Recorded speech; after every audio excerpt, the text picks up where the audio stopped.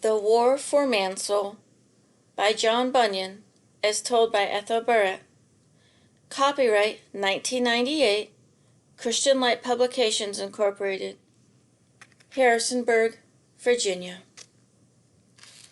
Trial of the Diabolans, Part 2. There was a murmur throughout the court. False Peace was a master of double talk. What would he come up with? The clerk was droning on. Mr. Falsepeace, you are here indicted by the name of Falsepeace, an intruder upon the town of Mansoul, for that you wickedly and satanically kept the town of Mansoul in a false, groundless, and dangerous peace during its rebellion to the dishonor of King Shaddai, the transgression of his law, and the great damage of the town. What do you say? Are you guilty of this indictment or not? The clerk's steady tone made the courtroom pay all the more attention to his meaning. Gentlemen, began Falsepeace. His voice was soft, with a hint of a lisp, and his countenance was lit up with the pseudo-benignity of bad religious art. I acknowledge that my name is Mr. Peace, but that my name is Falsepeace I utterly deny. He sighed, adjusted his robes, and went on. I was always a man who loved to live in quiet, and what I loved I naturally assumed others loved also. Naturally, thought Understanding, but he kept his face straight. Mr. Falsepeace went on. So when I saw any of my neighbors laboring under a disquieted mind, I sought to help them. I just have a sweet temper. Oh no, thought Conscience. When Mansoul declined the ways of Shaddai, and afterwards some of them began to have disquieting thoughts, I tried to quiet them again, Falsepeace went on. When the town was afraid of destruction, I merely said it would not come. I have the virtuous temper of a peacemaker, that's all. If a peacemaker be a good man, then let me be recognized as a man who does not deserve this inhuman treatment. Grant me my liberty, and a license to sue my accusers for damages. This is monstrous, whispered Conscience. Don't fret, whispered Understanding. Mr. Do-Right will do right. As if on cue, the clerk whispered to the crier to make a proclamation. Hear ye, cried out the crier. Forasmuch as the prisoner denied his name to be that name mentioned in the indictment, the court requires that if there be any in this place that can give information to the court of the right name of the prisoner, he should come forth at this time.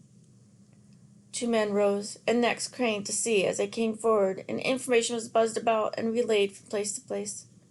Their names were Mr. Search-Truth and Mr. Vouch-Truth. Mr. Search-Truth took the stand first. My lord, I hold, interrupted the court. Give him his oath. So they swore him in, and he proceeded. My lord, he began, I've known this man from a child. I knew his father, Mr. Flatterer. His mother's maiden name was Miss Soothup. I used to play with him when we were children, though I was older than he. When his mother called him from play, she used to say, Falsepeace, Falsepeace, come home quick, or I'll come fetch you. There was murmuring among the spectators. Go on, said the clerk. Well, I remember him when he was a baby. His mother used to sit with him in the doorway and play with him in her arms, and she'd say, My little Falsepeace, my pretty Falsepeace. There were titters now. Oh, my sweet rogue Falsepeace. Oh, my little bird Falsepeace. And laughter. And, how I do love my child. Now the gavel. Search-Truth was asked to step down. Vouch-Truth was sworn in and testified that he remembered when Mr. Falsepeace would be angry with those who called him anything else but Falsepeace, back in the days when he was a great man and the Diabolans were in power in Mansoul. Finally, the court addressed the prisoner. Mr. Falsepeace, you have denied that your name is Falsepeace, but these witnesses have sworn that you have often responded to that name. As to your plea, it is quite beside the point of your indictment. You are not charged for evil-doing because you are a man of peace, but because you kept Mansoul in apostasy and rebellion against King Shaddai in a false, lying, and damnable peace. Your plea is that you've been called the wrong name. This plea does not cancel your indictment. But, false peace stiffened. Hold, we'll be fair. False peace sank back again. Let's get to the facts of your indictment. Clerk, question the witnesses. Mr. Noah, said the clerk. My lord, this man has made it his business to keep Mansoul quiet in the midst of its lewdness and turmoils. He has said in my hearing, Come, let us fly from trouble on any grounds, and let us be for a quiet and peaceable life. So what if it does not have a good foundation? Come, Mr. Hatelies, what have you to say? Said the clerk. My lord, I have heard him say that peace with unrighteousness is better than trouble with truth. Where did you hear them say this? In Folly Yard, at the house of Mr. Simple, next door to the sign of the self-deceiver. He must have said it 20 times if he said it once. We may spare further witnesses. This evidence is plain and full. Set him by a jailer, and send Mr. No-Truth to the bar. False peace was let off, still protesting with loud, ruffling words. There was quite a hubbub before the court was quiet enough to get to Mr. No-Truth. Mr. No-Truth, you are here indicted by the name of No-Truth, an intruder upon the town of Mansoul, for that you have set yourself to deface and spoil all the remainders of the law and seal of Shaddai in Mansoul after its apostasy from its king to Diabolus. What do you have to say? Are you guilty of this indictment or not? Not guilty, my lord. The witnesses were called. My lord, said Noah, this man pulled down the great seal of Shaddai. Also he rent and tore and caused to be destroyed all that he could of the reminders of the law of the king, even whatever he could lay his hands on. Who saw him do this? I did with my own eyes, but so did many others. This was not done by stealth or in a corner, but an open view of all. He chose to do it publicly. He delighted in doing it. The clerk turned to the prisoner. Mr. No-Truth, how could you have the effrontery to plead not guilty when you were so manifestly the doer of all this wickedness? No-Truth looked surprised and a bit affronted. Sir, he said, I thought I had to say something. As my name is, so I speak. It's always proved successful before. How did I know?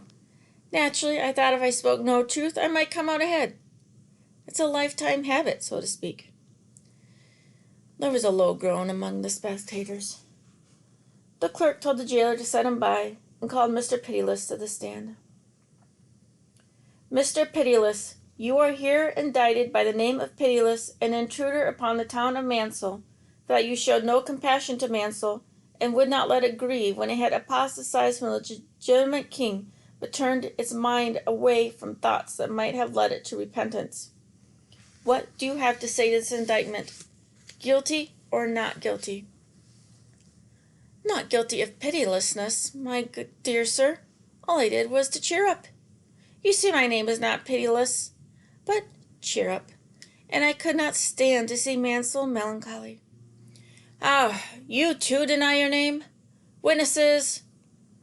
They came at once, and Noel spoke first.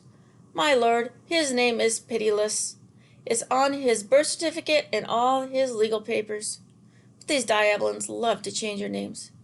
Mr. Covetousness can call himself Good Husbandry. Mr. Pride can, when it's convenient, call himself Mr. Neat, and so on. All of them are good at it.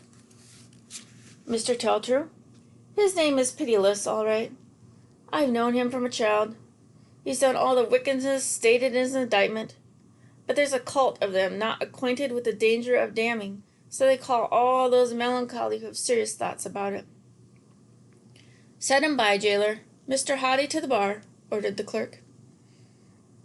Mr. Hoddy, you are here indicted by the name of Hoddy, an intruder upon the town of Mansoul, for that you devilishly taught the town of Mansoul to snub the summons given it by Shaddai's captains, and to speak contemptuously against Shaddai. How say you? Are you guilty of this indictment or not? Gentlemen, I have always been a man of courage and valor, and I'm not used to hanging down my head like a bulrush." The courtroom exploded with laughter. "Order!" There was a sudden silence. The clerk turned to the court. Conscience spoke. His voice was low and even. He punctuated each word. "You are indicted because you used your pretended valor to draw the town of Mansell into acts of rebellion. This is the crime you are charged with. Is this understood?" Mr. Haughty did not answer. "Set him by, jailer," the clerk said, "and send Mr. Unbelief to the bar." There was a scuffle in the prisoners' section, and everyone strained to see what the fuss was about. It was Mr. Unbelief. His face was contorted with hatred. His eyes were glowing with rage. Clearly, he would not fawn or pretend or defend himself. He would die hard. "Mr. Unbelief, you are here indicted by the name of Unbelief, an intruder upon the town of Mansell, for that you have feloniously and wickedly, while you were an officer in Mansell, resisted the captains of King Shaddai when they came and demanded possession of Mansell. Yea, you defied the name, forces, and cause of the king, and stirred up and encouraged the town of Mansell to resist said force of the king. What do you say to this indictment? Are you guilty of it or not?" "I do not know Shaddai," Unbelief shouted, starting toward the gentleman on the bench. "I cannot acknowledge him," he went on. "I love my old prince." "This man is incorrigible," began the court, but Unbelief would not stop. "Yes, I possess the minds of the people of Mansell to do their utmost to resist strangers and foreigners. Hold him, and I would possess them again given the chance. Order in the court, nor will I change my opinion for fear of trouble from you, though you have the power at present." Several officers jumped on him. He struggled wildly like some gunman. "At the present!" he shrieked. The noise from the gavel could not drown the howl of rage. It took several minutes for the hubbub to die down. At last the courtroom was quiet again. "This man, as you see, is incorrigible," repeated the court. "He is for maintaining his villainies by stoutness of words, and is rebelling with impudent confidence. Set him by, jailer." What ignominy to be set aside with such calm contempt! What humiliation! Unbelief's eyes bulged. His face was a grimace of utter hatred. They dragged him from the courtroom. Yes, he would die hard. "Gentlemen of the jury, who shall speak for you?" "Our foreman, my lord." "You, the gentlemen of the jury, being impaneled for our lord the king to serve here in a matter of life and death, have heard the evidence regarding the activities of each of these prisoners at the bar. What say you? Are they guilty as charged, or are they not guilty?" "Guilty, my lord."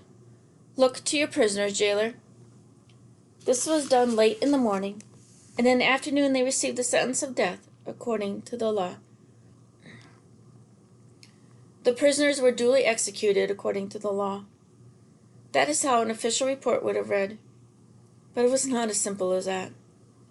These diabolins were brought to die, but by the hand of Mansell. "That I may see," said Emmanuel, "your willingness to keep my word and do my commands, and that I might bless Mansell in this effort." Though it seemed like a valiant effort on the part of the town, and brave and very spiritual in the book of Mansell's life, these pages were not as heroic as they might have read. Actually, they were a comedy of errors on Mansell's part. The first humiliation came before the execution even started. Unbelief had the poor taste to escape and nearly undo Mansell's spiritual smugness all in one fell swoop. "Alarm the town! Alarm the town! Guard the gates!" The cry went out and rang in every corner. In dismay, the inhabitants heard it, and in panic they scurried in all directions, asking each other how this dreadful thing could possibly have happened, just when they had seemed so on top of it all. Of course, an order went out from Conscience and Lord Wilbywill, and a thorough search was made, but the culprit could not be found in all the town of Mansell. All that could be gathered was that he had lurked a while about the outside of the town, and that here and there one or another had a glimpse of him as he made his escape. One or two even affirmed that they saw him outside the town going at quite a clip over the plain. There was even one, a Mr. Didsey, who thought he saw him meet with Diabolus off in a distance just upon Hellgate Hill. Whatever the reports, the awful fact was that in the interim between the sentence and the time of execution, he had broken prison and made his escape. And Mr. Trueman, the jailer, was in a heavy taking because unbelief was, undoubtedly, the worst of all the gang. The second humiliation came when the prisoners were brought to the place of execution. It would be hard to believe and harder to admit what troublesome work Mansell had of it to put them to death. For, knowing that they must die, the rascals resisted mightily. So much so that the men of Mansell were forced to cry out for help to their captains and men of war.